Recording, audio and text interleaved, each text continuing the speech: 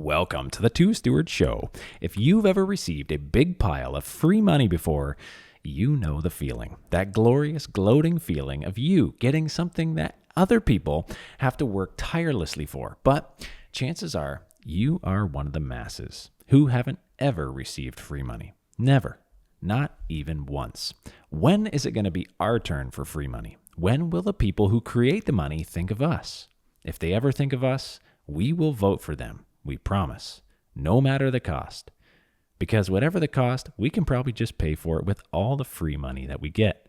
This time we talk Plutarch, HST rebate, condo shenanigans, ADU grants, and more. And if you have a property in Hamilton or St. Catharines, listen up. If you've been thinking about adding a dwelling unit for some extra rental income and you also like free money, now might be a great opportunity to get some and gloat.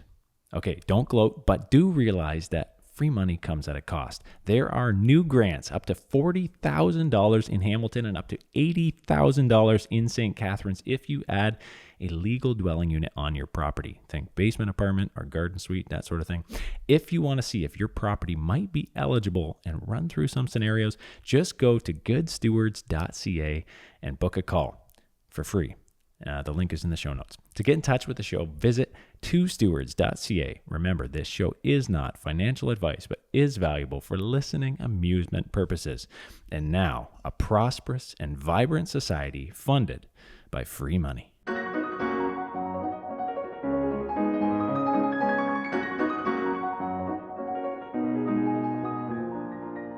Okay, we are back with another current events episode, folks, because there was so much going on. We did one last week.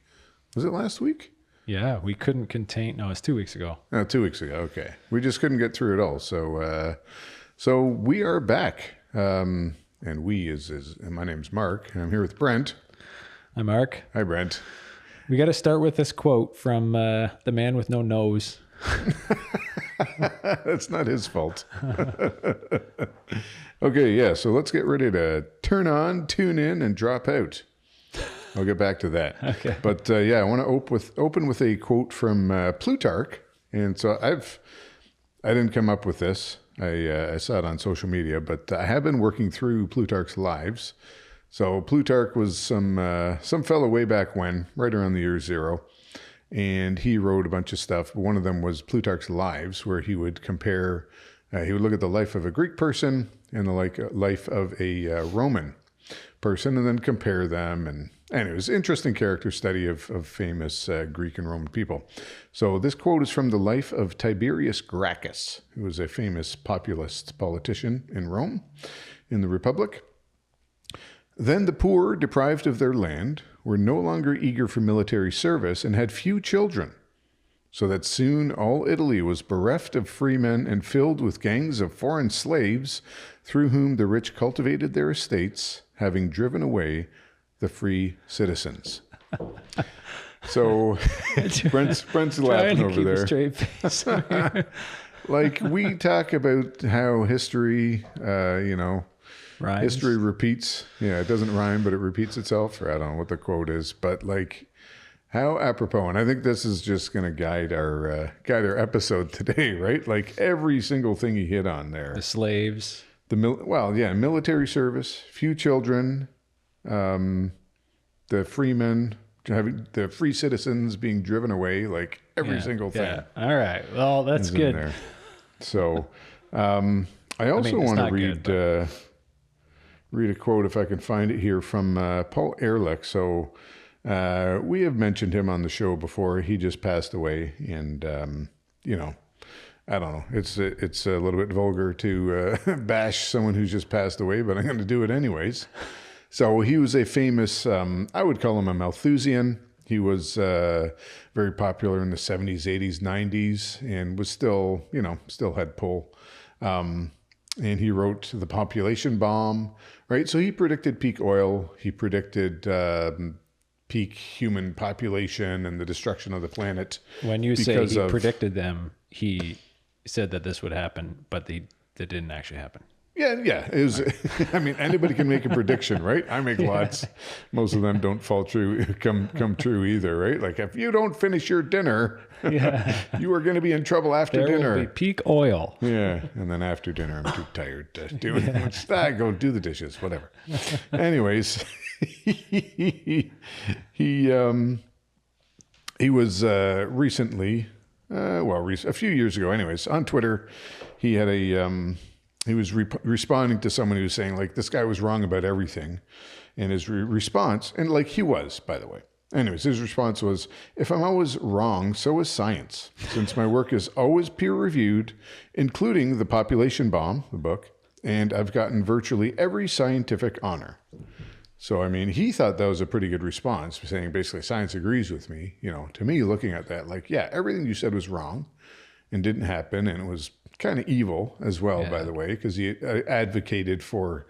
not having small families and, anti-Christian sentiment, especially on TV. And anyways, all this even stuff. just not developing the earth, not using resources. Yeah, 100%. Yeah. Like everything that's wrong with the environmental movement today and whatever it's morphed into. But his point was like, nope, science agrees with me. Peer reviews agree with me. So to me, that's like, maybe we need to look at so-called science and the whole business of peer reviews, but we're not going to get into peer review on on this episode because we're not qualified. Well, Ehrlich was the famous Julian Simon Ehrlich debate, right? Where, they had that bet. Yeah. About the price of various commodities, and he lost that bet. Well, because his theory was that everything is becoming more scarce.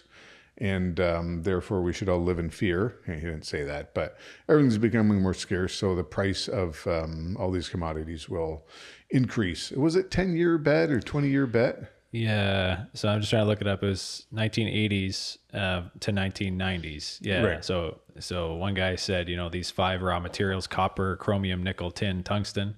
They're going to be, because of human innovation, this is like Simon's argument, that like humans would find more of them and discover better ways of harvesting them and making it more available and thus lowering their price. And his argument was the exact opposite, right? That they're scarce and the price is actually going to go up. Yeah. So, he turned out to be wrong. I don't think he ever paid up either, that guy. So... But Plutarch, he's right. So let's get into the news. Okay, yes, let's do that. So, I mean, I guess the theme is for this episode, maybe, I don't know. Like as Canada's moving further from biblical norms, further and further, and coincidentally also further from reality. This is my hypothesis. So we'll see if I'm wrong or not. But Bill C-9 just passed. I think it was yesterday. At the end of this, you're going to be like, Brent, science is wrong too. Your hypothesis is... The very foundations of science will be shaken by this episode. No, Bill C-9 passed. So now if you read certain passages from the Bible, they can be considered hate speech. Yeah, I got the Bible on the table here. Yeah, that is a hateful book you got there, Brent. Yeah, especially this chapter about...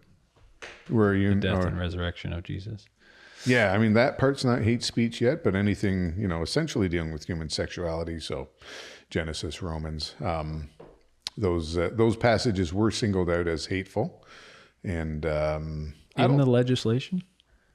In the hearings, they specifically had some of them by name and were like, yeah, these are, because somebody asked the question, well, what about this passage? What about that? Like, actual passages from the Bible, and they're like, yeah, those are hateful.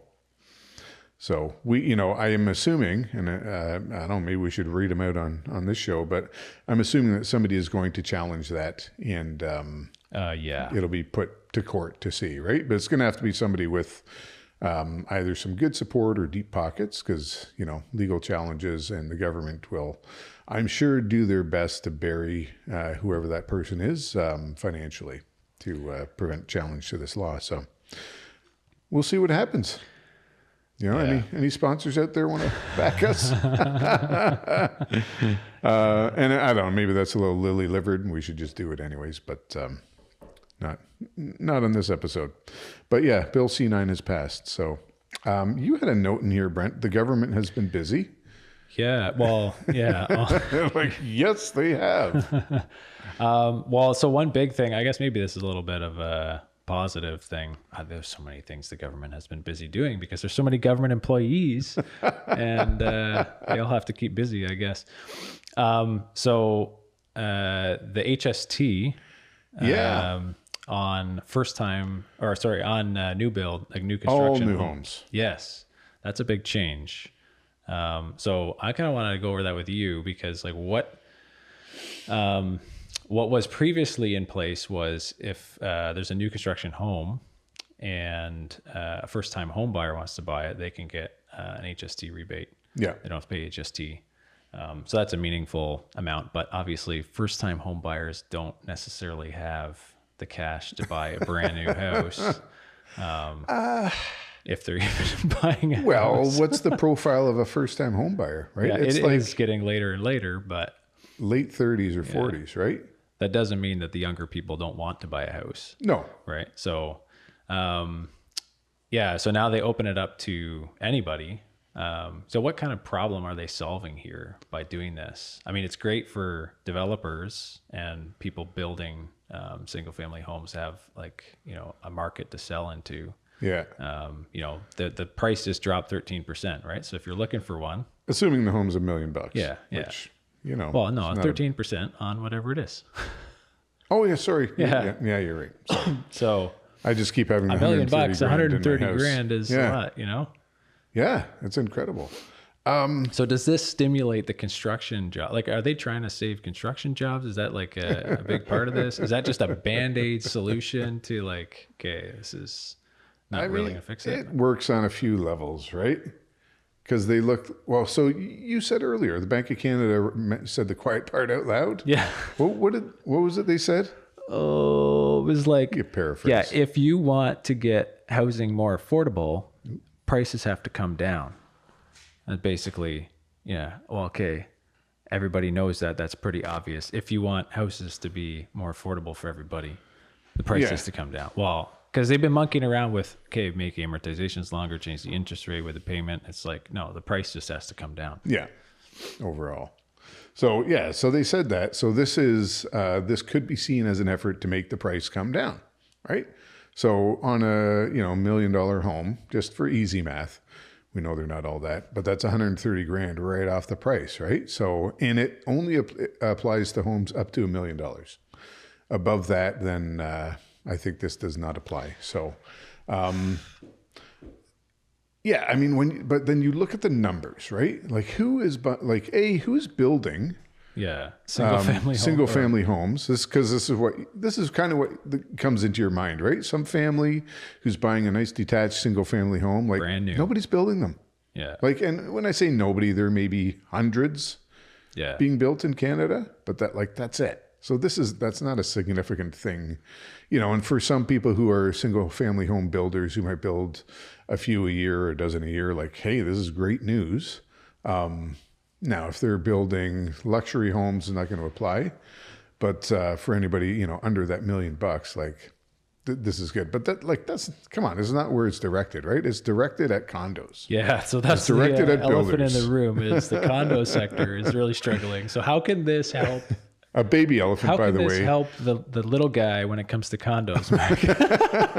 It's the baby elephant in the room because that's all you can fit into one of these condos. Just the trunk. Okay, so I don't know if we're going to make this an I Told You So episode, but go back and listen to Mark's ramble on. Yeah. We kind of predicted this, and I mean, this wasn't super hard to predict. It's like a Paul Ehrlich. Yeah, that's prediction. right. Yeah, I'm always right. No, but I mean, government intervention is one thing that you can probably predict. And if I'm wrong, science is wrong. Like, okay. Anywhere, but we kind of said, there's a likelihood that the government is going to get involved in the condo crisis. And for a lot of people, I don't know, listening, probably this has no effect on you, right? But indirectly it would because of the extreme importance of Canadian real estate to the Canadian economy, and then the importance of condos, unsold condos especially, but just the condo buildings to the Canadian real estate industry. So indirectly, it affects a lot of people. Tons of people employed in that industry. And we're seeing condo starts just like, will be falling off a cliff if they haven't already, right? And then, new home sales, like detached homes, again, forget about it, right? They're not being built. They're not going to be built. So you could say, well, okay, let's take the HST off and that'll at least spur some growth. Like, no, it won't, because they still won't pencil. But what it does, I think, is it allows builders to keep the units that are unsold. Because this is the big problem, right? A lot of people can't close on their units, so the builder can sue them. But now you've got a lawsuit, and who knows if you're going to get your money, right? So people are walking away from condos, and also just a lot of condos that they thought were going to sell didn't sell. And more importantly, the ones that the builders held on to, because they would hold on to 10 to 20% of a project because prices were always going up, right? And this is the whole genesis of the condo crash, right? That prices eventually stopped going up. So builders are sitting with a whole bunch of inventory that they thought they could sell at the end of the project for more money, and they can't sell at all. So even if they have blanket appraisals. Yeah, even with shenanigans, they're still really stuck. So previously, if builders would essentially keep the unit, that's called self-supply, right? They sell it to themselves, and the government's like, hey, you got to pay HST because you just disposed of an asset that wasn't your primary residence. So this removes that. So it takes 13% of that price away. So it makes it much more attractive. Man, the government is smart, eh? Like, hey, you did something irrelevant to everyone else. Why don't I take 13% of that? Yeah, the government is smart. That's a great quote, Brent. Yeah. We'll label that the title of the episode. Anyways, it makes it more attractive for builders to now turn these units into rentals. Like without taking a loss. They're not realizing a loss. Well, they would have to come up with the cash, the HST. So again, let's say $1 million unit. They would have to come up with $130,000 to pay to the government before they did anything else, just by keeping that unit. They'd have to actually shell out cash, and they probably don't have a lot of cash. So now it's more attractive, right? They can look at it and go like, okay, we'll just hang on to it. We'll rent it out for a few years, and then we'll see where prices are later. And, builders, generally speaking, don't want to be landlords. They want to build and get out because that's what they're good at. But, when needs must, you change your strategy. I don't know. Maybe I'm going to make another prediction here, but I think that in 5 years, we're going to see all these buildings that have been built as condos for investors, right? So they're designed with studio apartments, 1 bedroom, like 250 square feet, 400 square feet.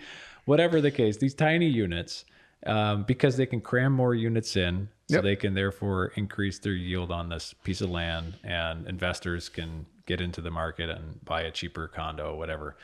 Daniel Foch kind of came on and talked about too, like how that financialization of that whole sector, right?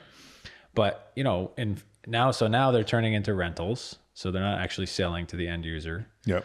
But I feel like we're going to have a second bailout in 5 years where the government's going to come in and be like, you know what, guys, we're going to offer some financial incentive for the developer to come back in and turn this like 350 unit building into 150 units. Like, we're going to join all 4 units in this section into one. It's going to be a 4-bedroom unit, and it's going to be a family living, right? Because I don't know. Can you go much lower on the population, like family size here? And I think there's a different thing that could happen, and that would be like, because who would live in these things? Yeah, but mine is based on science. Okay, well, I don't need no science. I think maybe another solution is to, I don't know, keep immigration going and keep the kind of immigrants who would live in a 1-bedroom or a studio apartment, maybe with a couple friends, right? Right. Yeah. I think that's a pretty likely possibility as well. So, okay, so that's part one of the... I have more faith in the government mismanaging things than you do. No, I just think it's an easier thing for them to do. Just feel like, oh yeah, let's just keep that rolling, and they'll eventually fill up these units, right? I mean, like, we know they want everybody to be renters. My idea actually helps families. Yeah, no, that will never happen. Right? Okay. I don't know what you're... don't know what you're thinking. Okay. We've established that families are bad. So the other part of the bailout, which I'm calling it a bailout, and it's not necessarily what they're calling it, but is this new in Ontario? It's Ontario made C9 says thing. the word bailout is hate speech, by the way. So. Okay, perfect. Well, I'm a hateful person. No, so public. I'm trying to look for where I got on my notes, but public-private partnership. So we have on one hand the Ontario Building Fund. Yeah. That's the name of it. And they're targeting, it says, 2,200 unsold condos, and they want at least 550 of them to be geared to market, or like below market rent, whatever you want to, geared to income or whatever, right? Affordable housing, I guess is a good way to say it. So there's some fellers who are gathering private funds to make this happen with input funds from the Ontario government. So like, yeah, okay, what better investment than something where the government partners with you, right, to backstop the losses and stuff. So we don't have all the details, but essentially the government's going to chip in a bunch of money to this fund, and they just have to promise to make some of them affordable housing. We heard that before, right? Hello, CMHC. Is this the one? Building Ontario Fund works with trusted institutional investors and Indigenous partners to close financing gaps and enable priority infrastructure projects to move from vision to reality. That's the one. So Okay. Another nonsense government fund. But now they're, so this was an existing fund. They're stepping in now with this new initiative to buy condos. So they buy condos, they turn them into rentals. Correct. And a quarter of them roughly are going to be rent controlled. Yes. So now you have this nice condo building. Like, is that the fear? You have this nice condo building and you got like a quarter of the units or whatever rented to like whatever rent subsidized. Yeah. Yeah. Yeah. That's the, which again, go back to our episode about the potential condo bailout. And I'm like, this is the way, right? They're going to turn them all into rentals, and then you get your affordable housing in there as well. And everybody's happy, except maybe for people in that building who bought them. Bought the condo. Well, so they're getting hit in Who a somehow couple got ways. an appraisal like above the value of what it actually is. Yeah. Scratched the financing, and now they got. Well, so now there's two hits, right? The first one is because the HST would also apply to this, right? To these fellows buying all these condos with the partnership of the Ontario government, right? So immediately they got a 13% discount because they would have been subject to HST. So what does that do? I bought my condo for $1 million, right? Like a year ago, and had the appraisal and everything too. And now these guys are buying the same unit across the hall for $870,000. Without the HST. Because there's that HST has been removed. And it's going to be a rental. And it's going to be, so a lot of these were going to be rentals anyways. Right? There's not people living there, but it's going to be subsidized housing, essentially, whatever you want to call it. So like, what does that do to the tenant profile in the building? And, the values or the perceived values anyways. Yeah, exactly. So kind of a double whammy if you had bought one of these units like last year, and now like, oh, wow, okay, I guess the price just went down. So there's a lot of, I think they probably figured this out and would just deem it an acceptable. Like, what is Ontario's slogan right now? Home with a double whammy. Open for business. A place to grow. Doug Ford with a cheeseburger called the double whammy. That's fat phobic. I'm sorry. Oh man. Okay. Anyways, this is the condo bailout, and I would expect more stuff to come on this. But because it says they're targeting 2,200 unsold condos. Like, there's a lot more than that. Yeah. So now maybe this is the particular private partners. We're just like, no, we have a list of the good ones we want to get, but I would expect to see more of the same. What a mess. Okay, what else we got here? Oh man, what else don't we have? People are leaving Canada. Okay, so talk about employment and jobs, and then we can talk about the brain drain. right? So the latest jobs report, which Carney, went on on camera in front of the microphone, was like, "Oh, we've had such strong growth in Canada," and was he as unprepared as we are? just about. No, they got their spin meisters working. So those guys actually are at least working full time. But no, the latest jobs report was 108,000 full-time jobs lost and 24,000 part-time added for a total loss of 84,000. And somehow they're like, oh no, the jobs report was great. Growth is excellent in Canada. It's like, well, that's not reality, man. Right? And so my earlier comment about turn on, tune in, and drop out, there's a quote from Timothy Leary for the oldsters in the crowd. And he was a proponent of the psychedelic movement in the 60s, right? And the whole idea is like, take drugs and detach yourself from reality. Is like, now you don't need to do that. You just need to watch CBC and, spare yourself the hangover or the bad trip. And just watch CBC and you can detach yourself from reality. Spare the expense and let the government pay for it for you. So our official unemployment rate is dropping, right? 6.7%. But keep in mind that rate is people looking for work, right? Yes. Like don't, because that's not so that okay. So this is the unofficial rate, because which you glossed I don't over believe that anyways. Rate. Yeah, okay. No, I'm getting to it. The right, youth unemployment rate officially 14.1% or 18%. Depending on who you believe, because there was a government department that said, like, the youth unemployment rate is at 18%. And this was primarily caused by newcomers to Canada taking up all the sort of minimum wage jobs that kids normally would have done. Minimum wage went up, by the way. Oh, well, perfect. Good for everybody. But which contradicts what the former immigration minister said, right? They're like, no, there's labor gaps and they're not taking jobs away. It's like, well, an 18% youth unemployment rate says something different.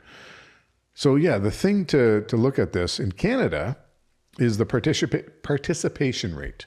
This is the percentage of the population who could work, who are actually looking for work or are working. So ours is at 65%.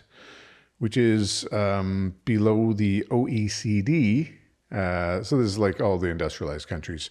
OECD average of 74%. So that's 10 points lower than everybody else. Giving up, saying, look, I'm not finding work or not finding something. Out of 100 people who could work, fully 35% aren't. So like, we have 2/3 of the available people. 35% of people are not going to get a participation trophy. No, they still get the trophy. Oh. Right. So participation rate is at 65%. The employment rate is at 60%. Right. So that means there's 5% differential there, which when you work out the math, evens out to, or works out to 6.7% of the total population. Anyways, and like these are round numbers. So compared to OECD average of 70% employment rate. So like even compared to other industrialized countries which got their own problems, we still really suck. 10% difference. Yeah, it's a big difference, right? Public sector employs 21.8, so almost 22%. This keeps growing of all employees. So it's like when you look at it, like private sector jobs in Canada are just terrible. And what I think you had some stats on like what's actually happening with, especially with young people, but also entrepreneurs, right? Yeah, like the outflow of entrepreneurs from Canada, which totally makes sense because who wants to live in a place that, they tax you, they regulate you, they just basically punish you at every turn. So one stat I came across, 71% of University of Waterloo engineers are leaving Canada. I guess it's kind of like just one data point from one university, but 71%. So this is a university that received $500 million per year of public funding, by the way. Okay. So we're educating people. We are paying to educate on a high level, like engineers, and this is like the tech hub. 3/4 of them go to a different place. Yeah. So like the US pays 2 to 3 times as much, right? less tax. Yeah. Like the grass is greener, but it actually is greener. You know? Well, and especially if you're not, like I'm seeing more and more anecdotal evidence of this. But what does that do to... If you are not a minority, like good luck getting a job here in the public sector for sure, and in big companies as well. So like, why wouldn't you go down to the States? Yeah. Right? Going from like, maybe I can get a job to like, oh, I can get a job for 3 times as much as I could in Canada. And I'm young, so I got nothing to tie me down. Yeah, why wouldn't you go? Mm-hmm. Ridiculous, right? Oh, I could bring in some anecdotal examples, but... Yeah. So yeah, that was, well, what about entrepreneurs? I don't know if you had numbers on that or if that was just a Daniel Foch chart. Yeah. But I mean, we're also seeing like tons of entrepreneurs leaving Canada. Yeah, it's not an exact number, but it's just a trend. Entrepreneurs just leaving. Yeah, entrepreneurs, and then you. But that's where like people go where they're treated best. Money goes where it's treated best, right? So if you have drive and ambition, and you know, sometimes I talk to people and it's like, oh yeah, Canada's a great place for creative minds and like people. Like there's a lot of opportunity, and to some degree, like there is potential. But it's just like a brick wall in front of you to actually do something with it, right? Yeah. So like you can be here in this country and be optimistic and energetic and whatever, see opportunities. But I think like if you actually want to hit the ground running, it's so much easier in other places. So if you're running the numbers and you're like, look, if I do the exact same effort and I put in the exact same sacrifice and I spend the exact same amount of money, but I'm over here instead of over here, this will be the outcome, right? And yeah, the stats show, right? The trend is just like, you know, we were gaining entrepreneurs, now we're losing. Like that's, and when you mentioned like we're funding these universities and we're helping this out and we're basically educating people that are going to other countries, like that's not good for productivity, for the economy. Yeah. And these are people who otherwise would have stayed here. Yeah. It's not like we're training other, you know, people from, like there's some of that. Well, and contributed in a big way to the economy. Like these are the kinds of engineers. It's the kind of jobs that like, you know, they pay taxes. Yeah. Like some of the numbers I was looking at were crazy, right? The number of potential or actual high income earners who have left Canada, like these are the people who pay taxes, by the way. So you're having all the productive members who either employ a lot of people or are those people who are in the top 1% of earners who pay, by the way, the majority of income tax in Canada, like they're leaving. So what is that going to do to tax revenues, right? Going to drop it. And when you have the government passing budgets based on, what was it, 3.9% growth or something of tax revenue, like where's that coming from, right? We are already at the highest amount of tax paid, I think, ever, right, in Canada. So yeah, you can always increase taxes, I guess, income taxes, but like you're seeing the effects now of what's happening. You're going to increase them more. Like, where are we going to get this money from? We just have to take the government's financial statements, take 6 zeros off the end, and then try to say, like, imagine this was your household budget. You make $3,000 a month. You spend $14,000 a month. You owe $2 million. The debt payments are $100,000 a month. Like, well, that's what can you do in this situation? Well, you can buy potato chips instead of like, guys. Okay, so think about, so good example. What would most people in that situation do? File for bankruptcy. Well, they wouldn't bother tightening their belts. No. Right? Like, what's the point? Yeah. I owe $2 million. Like, I'm shy. What was it? $11,000 a month? Like, what? This is somebody else's problem now. Yeah. Right? And that's, I think, the attitude, and the numbers are so big that both Canadians are just like, I can't comprehend. I don't care. And the government is like, somebody else's problem. Yeah, it's not their money. Yeah. Yeah. So, yeah. What do you do with that? I don't know. I mean, we've got a new budget in Ontario, $14 billion deficit. Like, that used to be the federal deficit. I mean, that used to be a big deficit. Isn't that how much they're spending to replace Phoenix Pay? Or this, well, that's federal. This federal, okay. Oh yeah, our federal payroll system. Like we spent, I think, $6 billion trying to implement the Phoenix system. Can't they just get a subscription to like all the other payroll QuickBooks? systems? Yeah, like yeah, guys, $50 a month. Yeah, we got it solved. It has a module for that.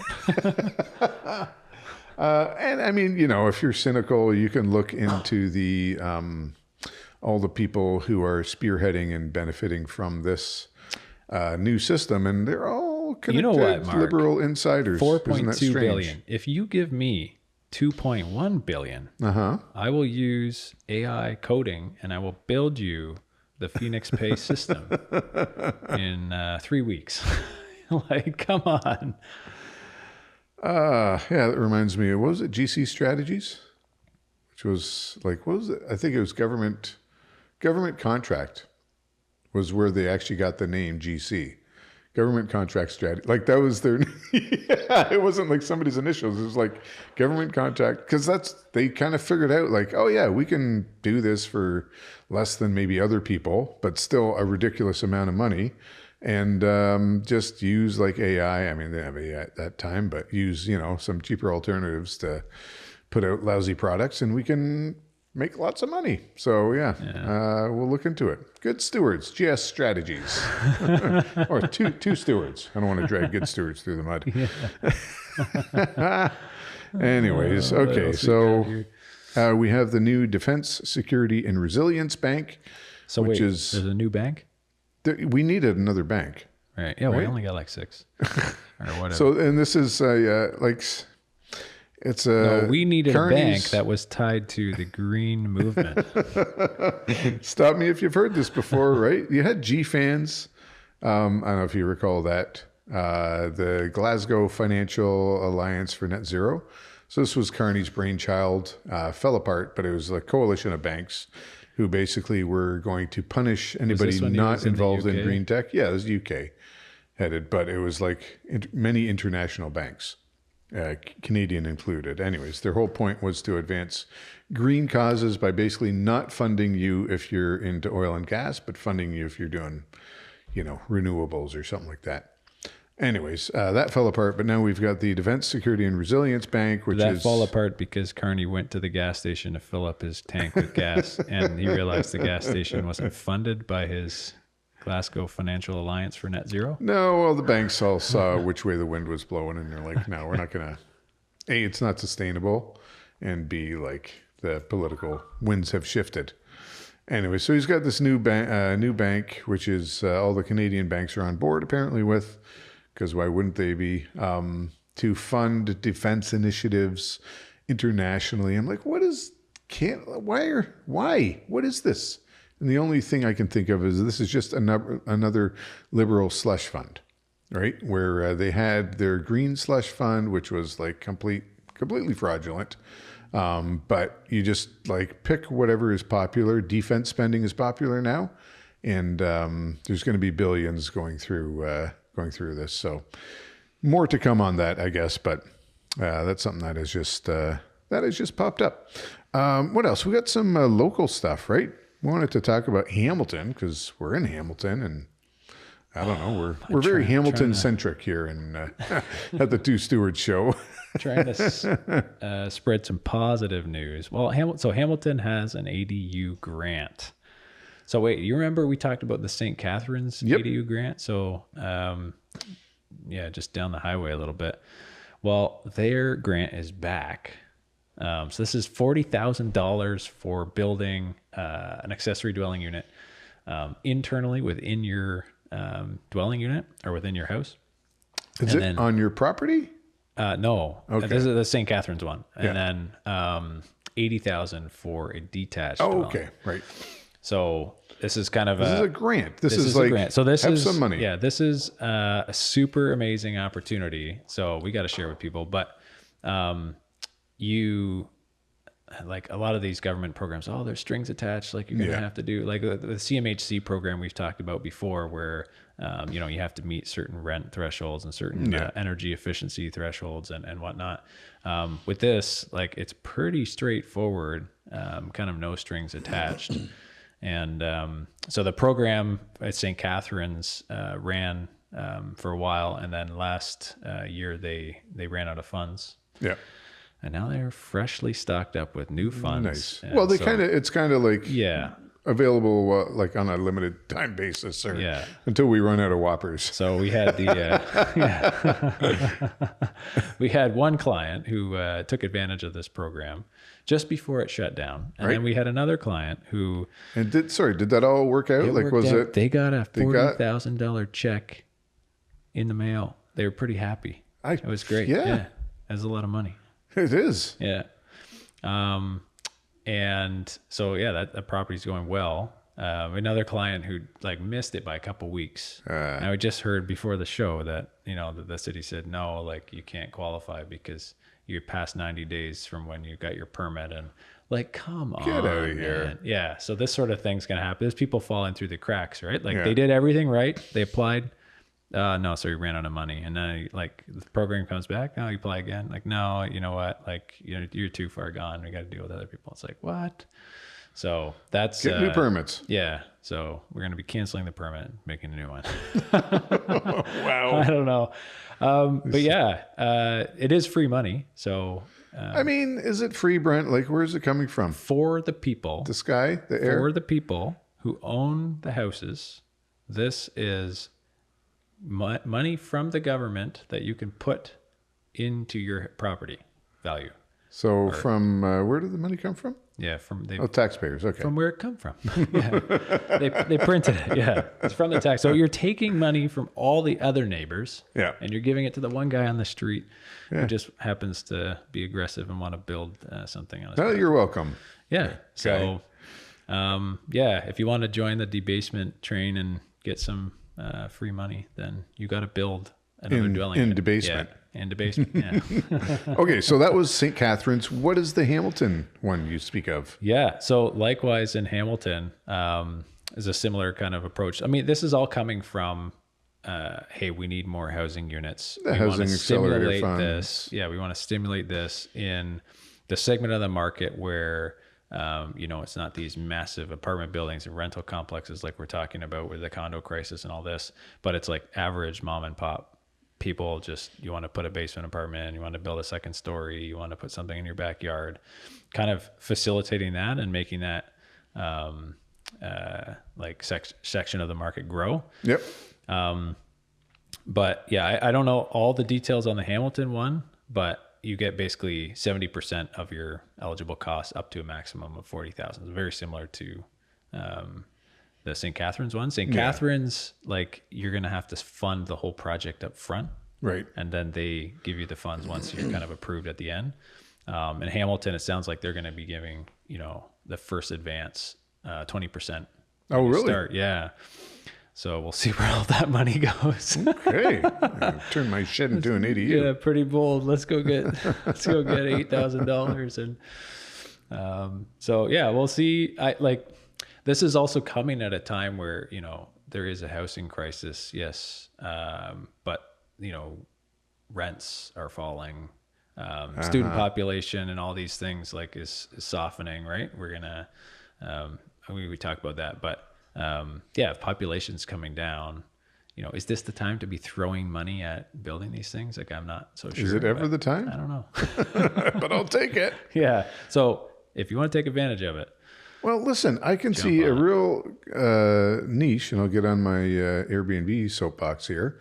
But in Hamilton, right, you can only run an Airbnb legally if it is in your primary residence or on the property of your primary residence. So here's great opportunity if you have some equity built up in your home, or you just have the cash. Nobody has the cash, but whatever, you can use a bit of home equity and then cover a big percentage of the costs of the conversion, And then, and like, I know this is not what they want. They don't want it to be an Airbnb. So maybe they have some strings attached or whatever. But like, the Airbnbs have been squeezed in the market because of the limitations, right? So now you can build like a nice new one and a little bit extra income for you. So that's my recommendation, anyways, in Hamilton specifically. And well, even St. Catharines is the same. So, okay, that's cool. You know what's not cool in Hamilton? Rental licensing. Oof. So we chatted about this before the show a little bit, but there's 3 wards in Hamilton, 1, 8, and 14, and they basically are centered around Mac and Mohawk, where they did a trial of rental licensing, and low uptake, but whatever, because of the resounding success, they said, okay, this is going to be a permanent thing. So basically, if you have a rental unit on a property that you either live in or that you own, you must get a license to rent it out. And, you can call it a cash grab. I don't know what you want to call it. The intent was, I think originally, like you have all these terrible student rentals that people are cramming like 14 people into. So we can't have that. So let's license it.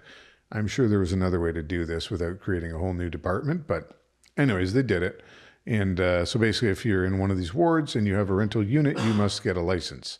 And if you got a duplex that is not a legal duplex, well, you're going to have some problems because you're not going to get your license, and which means you can't rent it out. And so you either got to bring it up to snuff or convert it back to single family unit. So how many units do you think are illegal? Like in Hamilton, like percentage wise? Yes is the answer. Yes. No, I would say in the last 5 years, people have been building legal A lot more units in Hamilton. Well, basically, if you're going to do it, like just like whatever, get the license, get the permit, and do it properly because you're spending a ton of money anyways. But like prior to that, no, like every single unit in Hamilton that was a rental that wasn't an apartment building was illegal. I mean, you could say illegal, or you could say what's a legal polite way to legal non-conforming. So they're going to hit all those, right? And they want to roll this out to all wards eventually. That's right on the City of Hamilton website. So something to consider, right? I think if you were really going to consider it, I would say you should get a job working for that department because it's going to be there forever and it's going to grow, and you probably can double your income if you work there. But it is like that. It adds another layer of complexity to Canadian to Hamiltonian real estate investing, right? Yeah, like you have to consider now, okay, I'm probably going to need a rental license at some point in the future if I'm in Hamilton. So does that, what does it make sense to do? And then when you look at all the new supply coming on board, right? We looked at that 8% in, was it Hamilton? 16% in Vancouver. I think it's 8% in Ontario. Oh, Ontario, sorry. And 16% in BC. Yeah. To existing stock. Yeah, over the next couple of years, I think. So the one comment I have on that is that there's a lot of supply coming, but if you think about the type of product that is coming on the market, it is these like bigger buildings with, more compact units. And even if they're not compact units and they're a little bit more spacious, 2-3 bedrooms, like they appeal to a certain tenant profile, right? And I don't think that will ever kind of fully satisfy the demand for the ground-oriented housing where you have a single-family home, you live in a neighborhood, your school's right there, you got like your park down the road or whatever, you have a little garden, right? Like the tenants that we talk to all the time. A little garden gnome. Yeah, garden gnome, or a big one, I don't know. But I always ask tenants like, hey, so, have you been looking at other places and what have you been seeing? Right. And they go see, other options on the market. And like categorically, they're like, no, I don't want to live in a high rise building, even though there's a pool and a thing and whatever. I prefer to be, somewhere where I have, I got my car's right out front. I got my Yep. bike in the shed. I got some grass. I can put a hammock in the backyard. I have a barbecue, and it's like it's a totally different lifestyle. Well, I right? can You have my talk to- dog. He yeah, can you go talk outside to your to go to the neighbors bathroom. out back the fence, or you don't ever talk to your neighbors and build a big fence. Yeah, I still think they won't talk to neighbors Yeah. either way. But yeah, they're not building that product, right? And that's the kind of rentals that are coming on. So I think if you can invest strategically in something that is unique in the market and like valuable to the right segment of the market that you want to target, like these rentals are going to come up. Yeah, rents might soften, but you'll still be able to find really, really good tenants.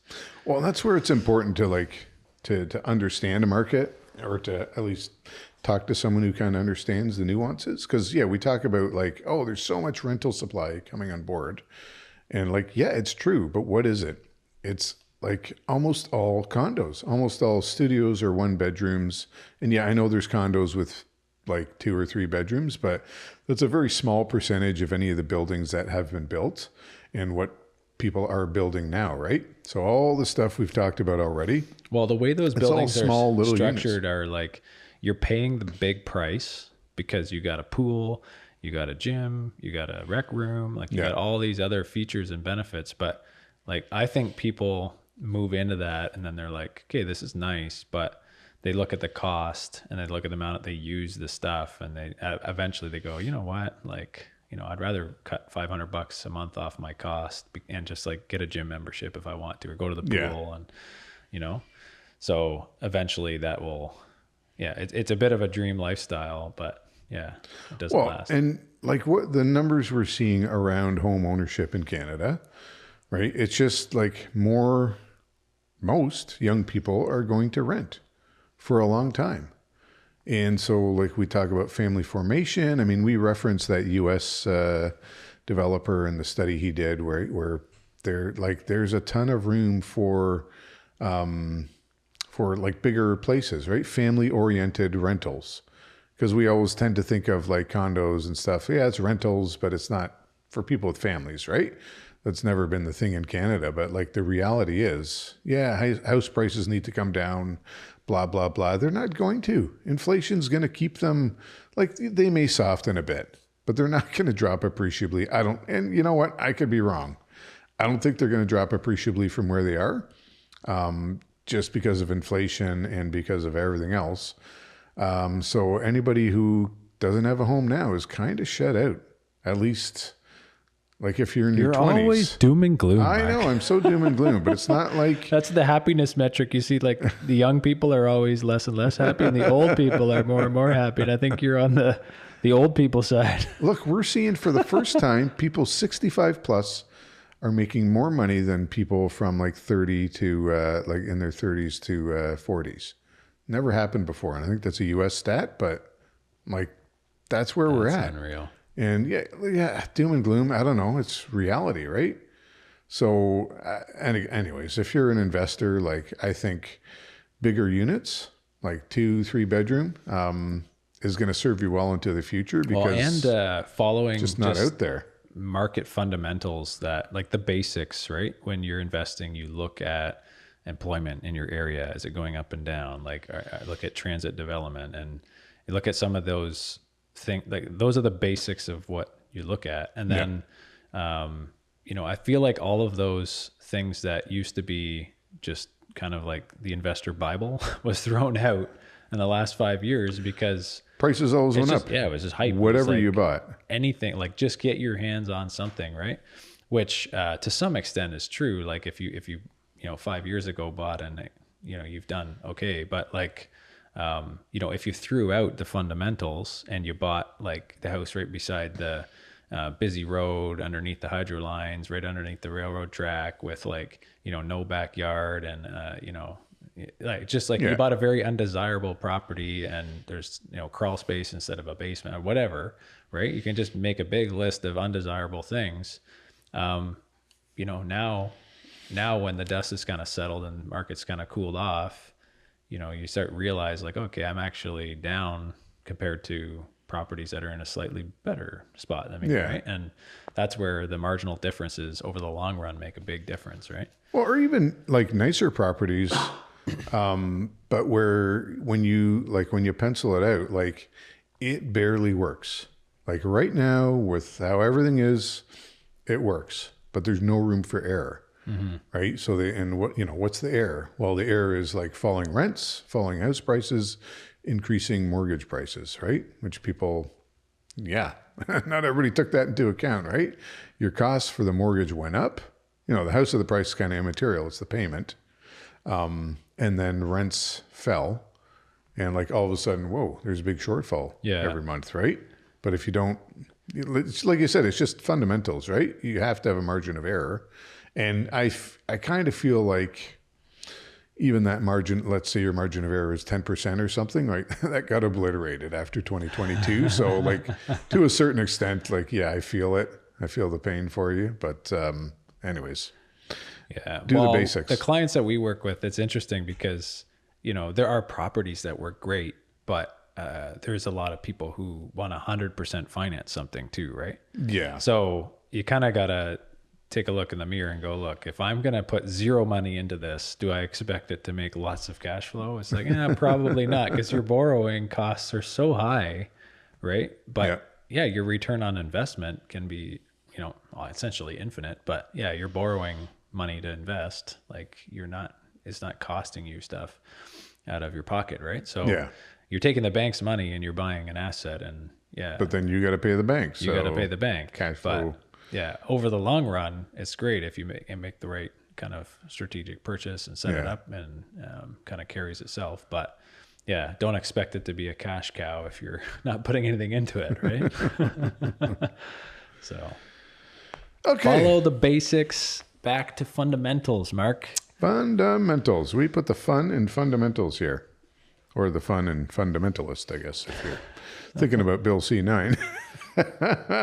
Okay, a little bit more on Canada. So we got to get Sam Cooper back on, man. So I was just reading a little bit more about Chinese influence in Canada. So we had Michael Ma, who was the former Conservative member for, I don't know if it was Vaughan, but around that area. Anyways, he crossed the floor to the Liberals, and he was in a parliamentary committee, and he was grilling some woman. Some woman, I don't know. She was a woman, and that's the only information I have about her. But she was talking about human slavery in China, right? So slavery is another thing we got to talk about, but for a minute. But talking about slavery in China, and he was grilling her, going like, "Have you ever seen human slavery in China?" And she's kind of like looking around the room, like, "What? Is this guy serious? Like It's kind of well documented, right? Like the Uyghurs and the one province, Xinjiang, I'm botching that, but where like forced labor is like, it's acknowledged, right? And she's like, no, I haven't personally. So you haven't personally seen it? She's like, no, but I like work with people from Human Rights Watch, and they have documented. She's like, okay, so you haven't personally seen it. Great. Moving on. And like, just like really hostile. And so Chinese state media was celebrating this as like, hey, look at this guy doing good work in Canada. Doing Chinese work. And it's just like so blatant. And look, when I say Chinese, by the way, folks, what we're really talking about is Chinese Communist Party, right? This isn't a rant against Chinese people, but the Chinese Communist Party. So when we say China, it's the commies. Anyway, so he's being lauded for his actions, right? And it's like, okay, great. Just another Chinese plant in Canada. Like, it's getting so obvious. And we talked about this with Sam Cooper, Chinese influence in Canada. We can talk about FNEMCs, First Nations, something, FNMC.com if you want to go look it up. But there was a report done a while ago, but people are waking up to this. But basically, it's how First Nations people can benefit from Chinese influence, Chinese investment, right? So here's one line. First Nations are increasingly being approached by Chinese companies, which we know to be true. And like, when you look at this, you're like, okay, so that's been happening for a while. Sam Cooper mentioned it with some of the influence, like in Cowichan, where they're trying to secure vital river access, so like for a port, maybe, where the Chinese companies, Chinese government has been working on First Nations people, partnering with them, paying them, all this stuff. And then you look at the land claims, and it's like, oh, this is starting to make a little more sense, right? If I was a cynical person, I would say that there's thorough corruption of the BC government and also infiltration into the federal Liberal government to allow Chinese companies to expropriate Canadian land. And the way to do that is through these First Nations land claims. It makes a whole lot of sense when you look at it like that. And people, I'm not conspiracy minded. You're no, not a cynical person. not at all. I'm just saying. You know, I'm not saying. I'm just saying. Yeah. But I mean, like, you have to look at this as a serious question as to why all of a sudden these land claims. Did you see the slavery in China in person? Did not see it myself. Okay. You're right. It must not exist. Well, see, you didn't see it. All right. And it doesn't exist. Anyways, we can do a whole episode on Chinese influence in Canada, but it's like, whatever. It's real. It's there. And I think this is a big part of what's behind the First Nation land claims. And like, we'll see eventually. Does that mean Chinese companies are going to actually buy the land and start mining and doing logging and stuff? That'll be your proof, right? So maybe in 10 years, we'll see if I'm right. The Belt and Road. Wrong. Yeah, exactly. And it's, again, it's not a secret, right? They're fighting for global influence, and the U.S. is fighting back. Okay, one quick more thing on that. Neville Roy Singham. He's basically he's a big old commie, and he's I don't know how else to put it, a prominent socialist activist, whatever. He's a rich commie. There's $278 million of funding that can be tracked to him to promote Chinese influence worldwide. So this is going to, like, you know, quote unquote grassroots organizations. So you just kind of see like how a lot of this leftist socialist movement is funded by China, right? So like, you think about protests in the U.S., you think about, I don't know, things like Black Lives Matter or any climate sort of protest stuff. It's all being funded. And I would say this is probably by the Chinese Communist Party, right? They're funding and sowing the seeds of discord in Canada, right? So if you think about a lot of the stuff that's going wrong in Canada, I think a lot of it is plain old Chinese destabilization. So if you had to make a prediction in like 20 years, is Canada going to belong to the U.S. or China? Half and half. Okay. BC is China and Ontario is U.S. I mean, we joke about it, but like, I don't know. It's pretty. Here I am, doom and gloom, but it's pretty depressing to me, right? That we have a government that is enabling this. Well, and on that note, why don't we talk quickly about the Iran war? If you have some notes on that. Yeah. Didn't Trump say that was over a little bit ago? Well, they have a ceasefire, a partial ceasefire, right?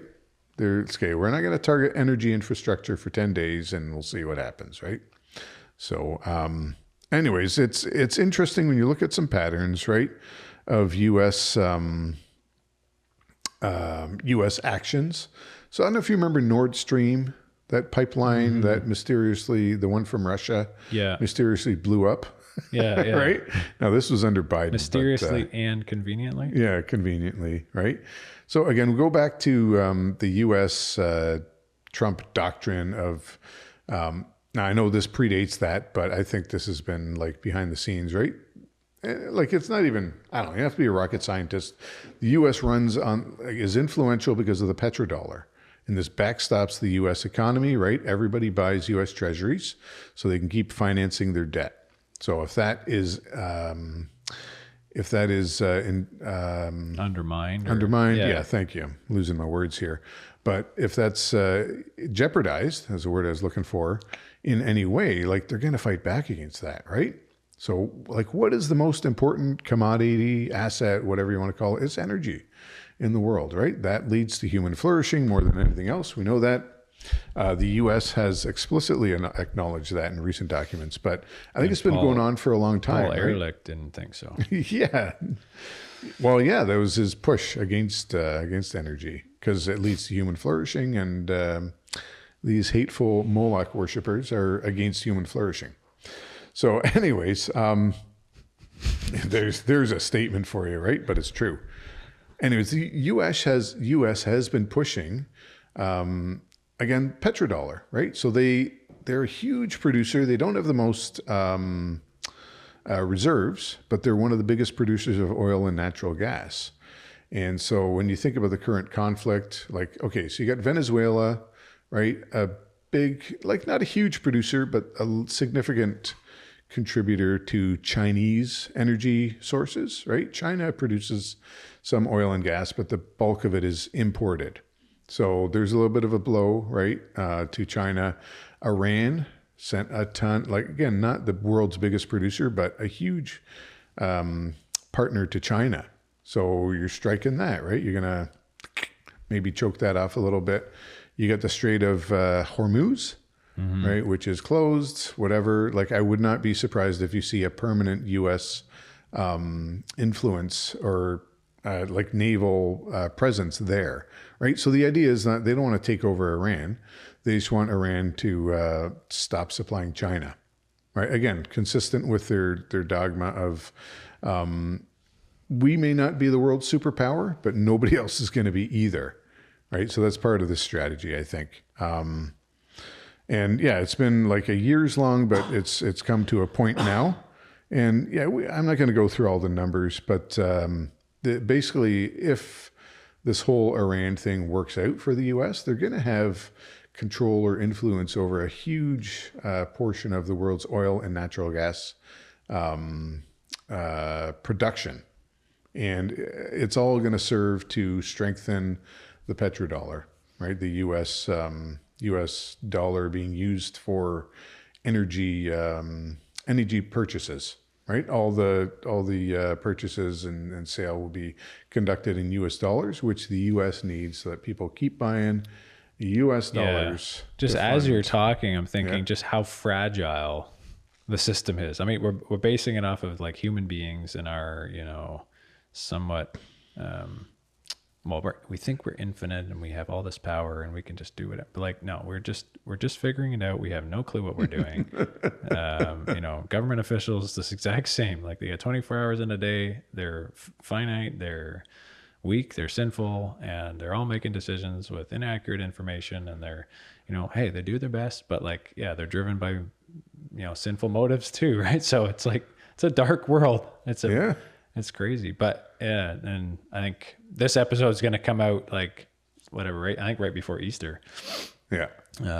So just kind of reflecting on this, like, yeah, we talk a lot about that in this episode. Like, it's just a dark moment in history. It's like, this is, you feel small, you feel like, but I think, I don't know if I'd say dark, it's momentous, and it can seem dark.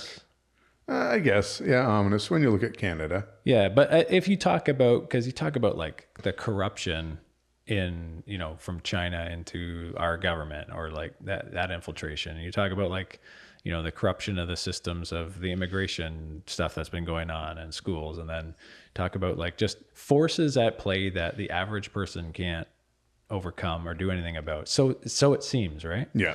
And, then Bill C9 and like this whole, anti-Christian mantra against like hate speech and, putting all the cultural, like Christian cultural norms that kind of built society in this country, throwing them out the window completely. Like to me, that seems dark. Yeah, it is dark, but there's always the struggle, right?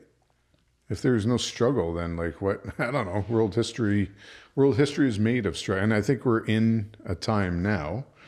We'll go back to the fourth turning, right? But we're in like a time where history is, where the world is experiencing some big changes. And so, yeah, if you're the average person, you might feel small, like what can you do? And right. So I talk about Chinese influence, Muslim influence in Canada, right? Like, oh, what can you do against all, like more and more, the answer is like, every Christian has to take action, and you need to tell other people about Jesus, and like, let's build up the Christian community, right? That's ultimately, that's how we're going to fix this. If we get a government in place that is like, oh no, actually we want to return to Christian ideals and norms, you know, whatever that looks like, but like, you have to aim high. Well, just think like you know, if you talk about dark moments in history, like when Jesus was crucified, like, how does that seem for, you know, all these people hope in him, and you go, hey, you're preaching all this stuff, and yeah, you're dead now. Yeah. You know, like that's Easter, right? He's crucified. He's in the grave. And then, you know, hey, deceit. Yeah, like the worst possible thing that could happen. Like all the deceit and lies, that's what's triumphing, right? The corruption, the greed, the fraud, whatever it is, like that all just seems to have the upper hand. And then it's like, yeah, no, right? Christ rose from the dead. Yeah. Yeah. And then you had a few faithful followers who spread that message, you know, not in their own strength, but who spread that message.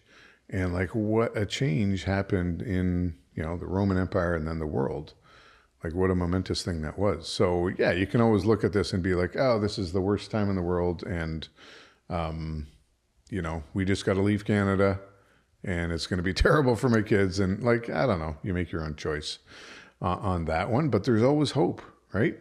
God can work like however he works, and he can use us as his tools.